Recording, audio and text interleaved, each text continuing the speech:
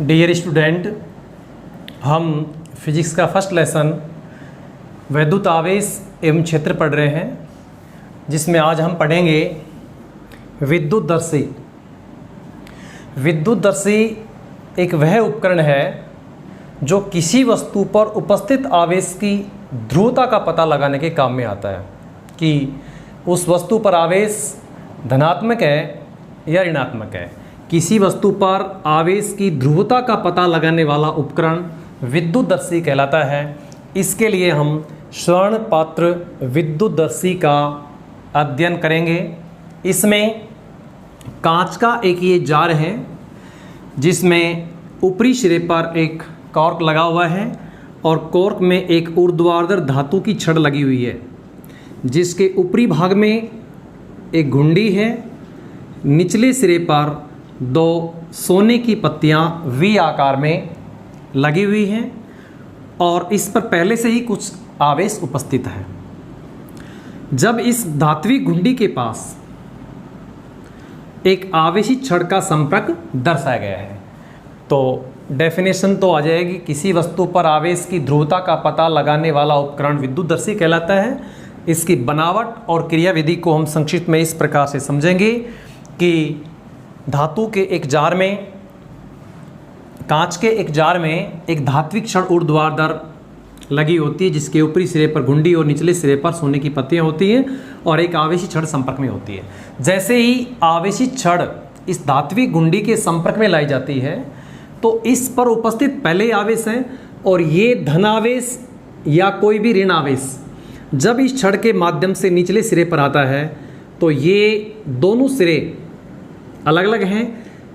Positive आवेश इधर भी आया, पॉजिटिव आवेश इधर भी आया, तो समान आवेश यदि होगा तो इनमें प्रतिकर्षण होगा, और यदि इस पर और इस पर विपरीत प्रकृति का आवेश है तो इनमें आकर्षण होगा। इस प्रकार से इसमें आवेश की उपस्थिति का, आवेश की ध्रुवता का पता लगाया जाता है। इसके बाद नेक्स्ट नियम है कूलाम का नियम। कूलाम का नियम, कूलाम ने यह नियम दो स्थिर आवेशों के बीच में लगने वाले आकर्षण या प्रतिकर्षण बल का मान ज्ञात करने के लिए दिया। तो कूलाम के नियम अनुसार या इस नियम अनुसार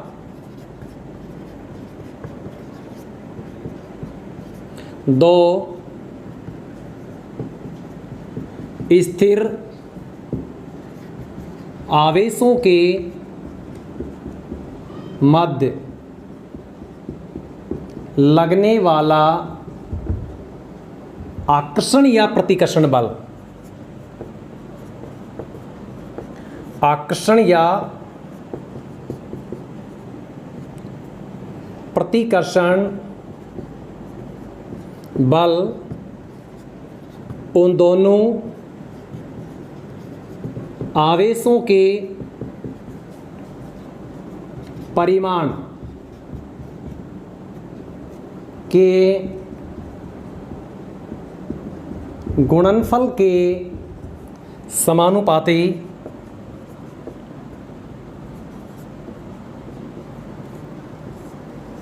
व उनके बीच की दूरी के वर्ग के व्युत्क्रमानुपाती होता है।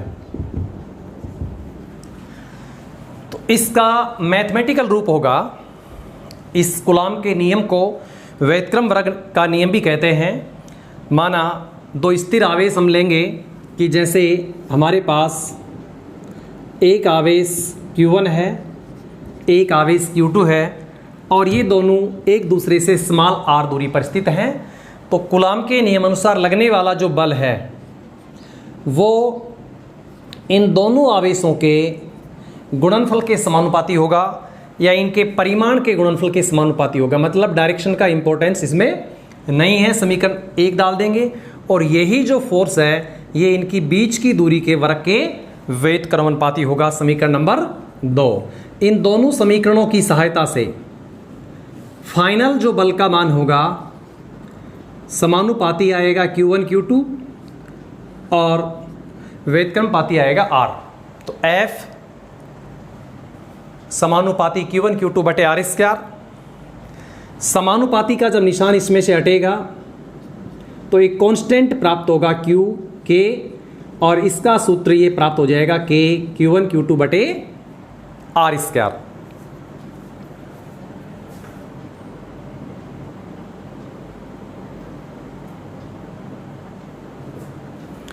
अब इसमें K की जो वैल्यू है वो एक नियतांक है, जहां K बराबर 1/4 पाई एप्सिलॉन नॉट, और इसका जो मैथमेटिकल मान है 9 गुणा 10 की घात 9 न्यूटन इंटू मीटर स्क्वायर बटे कूलम स्क्वायर होता है। ये निर्वात में वैल्यू है। एप्सिलॉन नॉट जो लगा हुआ है वो निर्वात में इसकी वैल्यू को प्रदर्शन करता है, और यहां पर एप्सिलॉन नॉट निर्वात की विद्युतशीलता कहलाती है। निर्वात की विद्युतशीलता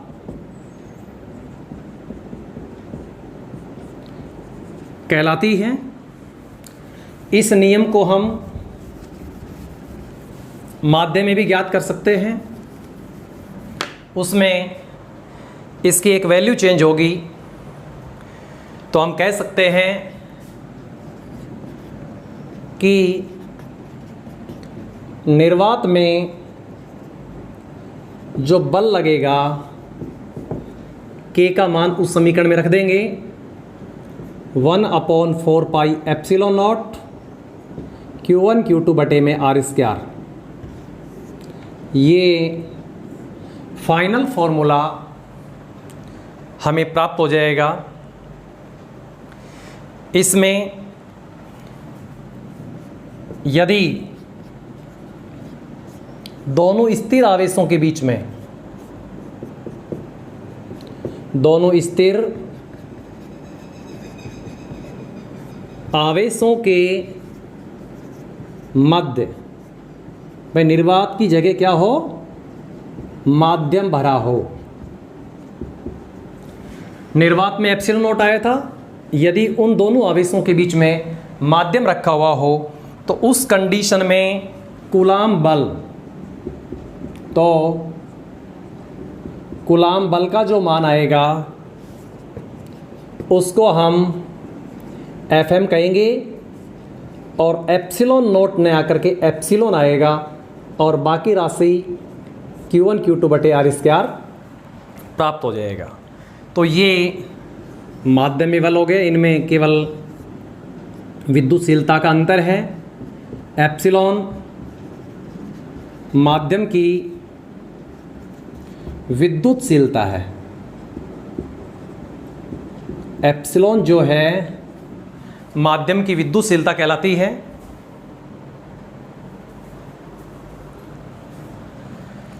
इसके बाद एक नेक्स्ट इंपॉर्टेंट डेफिनेशन है परावैद्युतांक।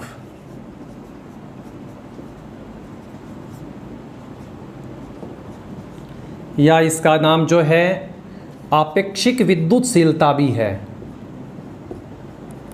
आपेक्षिक विद्युतशीलता, आपेक्षिक विद्युतशीलता, इसका सिंबल कुछ बुक्स में एप्सिलॉन आर होता है और कुछ बुक्स में कैपिटल के से भी इसको लिखा जाता है। कांस्टेंट राशि है ये। इसकी डेफिनेशन होगी, किन्हीं दो आवेशों के बीच निर्वात में लगने वाला बल तथा उन्हीं आवेशों के बीच माध्यम में लगने वाले बलों का अनुपात परावैद्युतांक या आपेक्षिक विद्युतशीलता कहलाता है। अर्थात परावैद्युतांक एप्सिलॉन आर निर्वात में दो आवेशों के बीच में लगने वाला बल, निर्वात या वायु, दोनों में इनका सूत्र लगभग सेम आता है। निर्वात या वायु में दो आवेशों के मध्य बल, तो ये हमने मैथमेटिकल रूप से F के द्वारा वहाँ व्यक्त किया था। माध्यम में उन्हीं आवेशों पर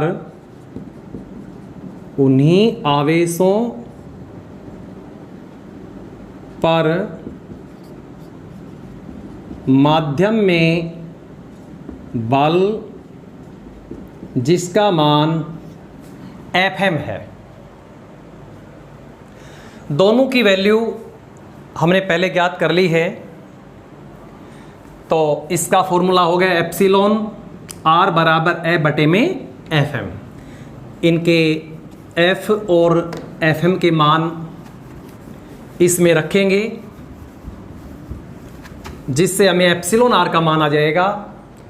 तो एप्सिलॉन R बराबर 1/4 pi epsilon not Q1 Q2 बटे R स्क्वायर, 1/4 पाई एप्सिलॉन, केवल एप्सिलॉन Q1 Q2 बटे R स्क्वायर। इसमें Q1 Q2 बटे R स्क्वायर से Q1 Q2 बटे R स्क्वायर कैंसिल हो जाएगा, 1/4 पाई से 1/4 पाई कैंसिल हो जाएगा।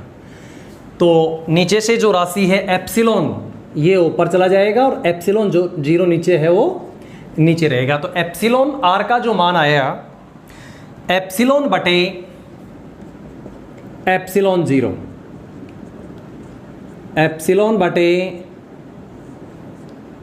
एप्सिलॉन जीरो आपेक्षिक विद्युतशीलता का सूत्र होगा। इसको हम अलग रूप में भी डिफाइन कर सकते हैं कि माध्यम की विद्युतशीलता, माध्यम की विद्युतशीलता व निर्वात की विद्युतशीलता का अनुपात परावैद्युतांक कहलाता है। ये इसकी नेक्स्ट डेफिनेशन होगी। परावैद्युतांक कहलाता है, एप्सिलॉन R कहलाता है। इससे एप्सिलॉन की मान वैल्यू ज्ञात करना चाहें तो एप्सिलॉन 0 इंटू एप्सिलॉन R आएगी। जहाँ भी हम माध्यम के लिए कोई भी फॉर्मूला हम ज्ञात करेंगे उसमें एप्सिलॉन के स्थान पर एप्सिलॉन 0 इंटू एप्सिलॉन R रख सकते हैं और वो फॉर्मूला एप्सिलॉन R और एप्सिलॉन 0 के रूप में प्राप्त हो जाएगा। क्योंकि इनकी वैल्यू, एप्सिलॉन 0 की वैल्यू भी पता है 8.85 10 की पावर -12, और एप्सिलॉन R जो अलग अलग पदार्थ होते हैं, धातु, कुचालक, सभी के लिए इसकी वैल्यू डिफरेंट होती है। तो इस प्रकार से हम परावैद्युतांक ज्ञात कर सकते हैं। ये प्राप्त हो गया।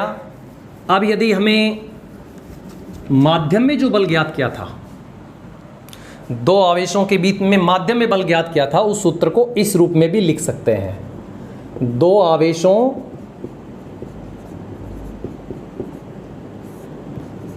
के मध्य माध्यम में बल, माध्यम में बल Fm, जिसमें हमें 1/4 पाई एप्सिलॉन आया था, एप्सिलॉन के स्थान पर ये रखा जा सकता है। Epsilon 0 epsilon R Q1 Q2 बटे R स्क्वायर। इस फॉर्मूले से हमें क्लियर होता है कि ये जो राशि है ये तो निर्वात में बल होता है। तो इस सूत्र को हम निर्वात और माध्यम के रूप में ऐसे लिख सकते हैं, Fm बटे में एप्सिलॉन R। कहने का मतलब है कि माध्यम में जो बल लगेगा वो निर्वात के बल का 1/एप्सिलॉन R गुना कम प्राप्त होगा। अब ये जो परावैद्युतांक की वैल्यू है ये अलग अलग पदार्थों के लिए, धातुओं के लिए अलग अलग होती है, जिसके कुछ मान नोट्स में टेबल दी हुई है, उसकी सहायता से हमें याद रखने हैं। जैसे निर्वात है, तो निर्वात के लिए एप्सिलॉन आर का जो मान है 1 लिया जाता है। नंबर 2 ये फिक्स है। वायु है, वायु के लिए एप्सिलॉन आर का मान 1.0059 होता है, लगभग 1 के बराबर होता है। नंबर 3 कांच, कांच के लिए एप्सिलॉन आर का जो मान है 5 से 10 के बीच में होता है। नंबर 4 अभ्रक जो है, एप्सिलॉन आर का जो मान है 3 से 6 के बीच में होता है। आसूत जल, शुद्ध जो पानी है, उसके लिए इसका मान एप्सिलॉन आर का मान 80 होता है। और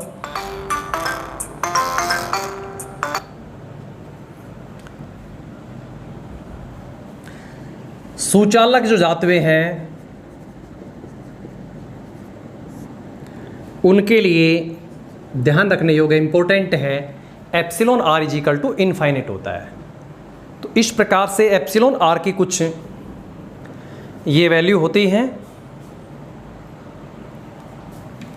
इसके बाद कूलाम का जो नियम है उसको हम सदिश रूप में समझेंगे। कूलाम का नियम सदिश रूप में, इसके लिए हम लेते हैं, माना निर्वात में कोई 2 आवेश हैं, एक आवेश Q1 है, एक आवेश Q2 है, और मूल बिंदु से उनके स्थिति सदिश क्रम से R1 वेक्टर व R2 वेक्टर हैं। जैसे ये मूल बिंदु है तो इसमें एक आवेश इधर है, एक आवेश इधर है, R1 वेक्टर, और दूसरा बिंदु ये है, इनके बीच की डिस्टेंस ये है। ये यहाँ पर चार्ज रखे हुए हैं इस मूल बिंदु के सापेक्ष। R1 स्थिति सदिश है, यहाँ पर चार्ज है Q1, R2 वेक्टर सदिश है, यहाँ पर चार्ज है Q2। माना निर्वात में 2 आवेश Q1 Q2 हैं जिनका मूल बिंदु O के सापेक्ष स्थिति सदिश R1 वेक्टर व R2 वेक्टर है। जब आवेश Q1 Q2 पर बल लगाता है, Q1 आवेश Q2 पर बल लगाता है, तो त्रिभुज सदिश नियम से इसमें मान ज्ञात करेंगे। Q1 आवेश Q2 पर बल लगाएगा तो उसकी डायरेक्शन ये हो जाएगी। तो त्रिभुज सदिश नियम जो 11th में हमने पढ़ा था कि त्रिभुज की 2 भुजाएं उनके इस सदिश एक ही दिशा में हों तो बंद करने वाली भुजा उनके योग के बराबर होती है। तो इनके बीच का जो इस सदिश है वो है R21 वेक्टर Q1 से Q2 के बीच में।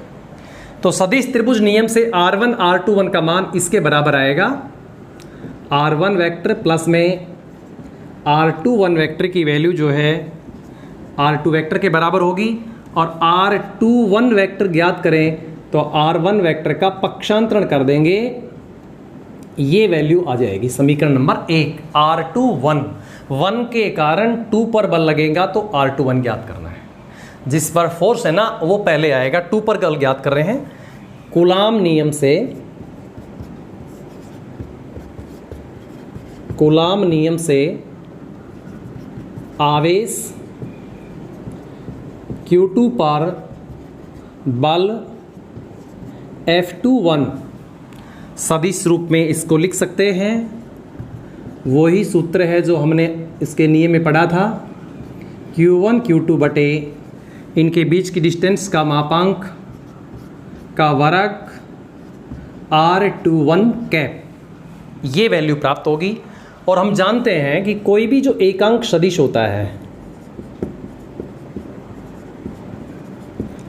वो उसके सदिश और उसके मापांक के अनुपात के बराबर होता है। R21 कैप है ये, R21 वेक्टर बटे R21 वेक्टर का मापांक। ये R21 का मान यहाँ रखेंगे तो समझने की बात है कि यहाँ तो R21 वेक्टर आ जाएगा और नीचे घात 3 हो जाएगी। इसलिए आवेश 1 के कारण 2 पर जो फोर्स लगेगा 4 pi epsilon not Q1 Q2 बटे R21 वेक्टर की पावर 3 R21 वेक्टर प्राप्त हो जाएगा। समीकरण नंबर 2 प्राप्त हो जाएगा। 2 आवेश पर 1 के कारण लगने वाला बल है। और इसी प्रकार जब आवेश 2 1 पर फोर्स लगाएगा, 2 1 पर लगाएगा तो इसमें बदलाव नहीं आएगा, 1 2 वेक्टर हो जाएगा। और इसमें ये मान सारे के सारे इस प्रकार से बदल जाएंगे। R21 वेक्टर की क्यूब, R12 वेक्टर का मान। समीकरण नंबर 2 और 3 का यदि परिमाण ले लिया जाए तो दोनों बराबर है, क्योंकि इनका परिमाण इसका परिमाण बराबर आएगा। इस चीज़ को हम ऊपर देखेंगे अलग से, क्योंकि R21 वेक्टर की जो राशि है वो यहाँ अलग से दर्शा रखी है। चूँकि R12 वेक्टर का मापांक R21 वेक्टर के मापांक के बराबर आएगा। मापांक के अंदर माइनस है तो वो पॉजिटिव हो जाएगा कॉमन लेने पर जो भी राशि है। तथा R12 कैप और किसके बराबर होगा? R21 कैप के बराबर होगा। इकाई सदिश उल्टे होंगे, उसमें उधर फोर्स लगेगा, 1 में लेफ्ट साइड में फोर्स लगेगा।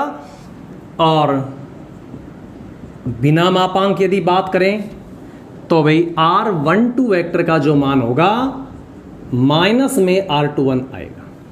इससे ज्ञात भी कर सकते हैं, 1 2 कर दें तो 2 की जगह 1 हो जाएगा और इसकी जगह 1 की जगह 2 हो जाएगा। ये एक दूसरे से अलग अलग होते हैं। तो इस सूत्र में इसकी जगह पर ये मान रख देंगे तो इस प्रकार से हम कह सकते हैं कि 1 2 वेक्टर का जो मान है 4 पाई एप्सिलॉन 0 Q1 Q2 बटे R12 वेक्टर की पावर 3, लेकिन माइनस R21 के बराबर।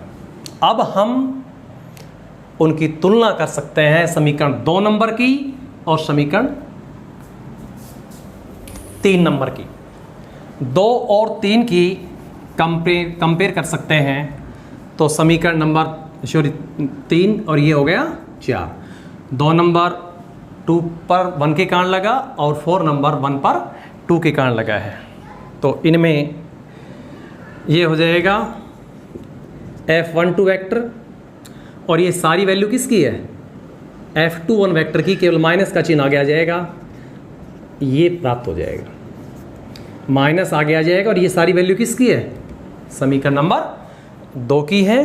तो ये न्यूटन के तृतीय नियम के अनुरूप है कि लगने वाला बल परिमाण में समान, डायरेक्शन विपरीत होती है, प्रत्येक क्रिया की प्रतिक्रिया होती है।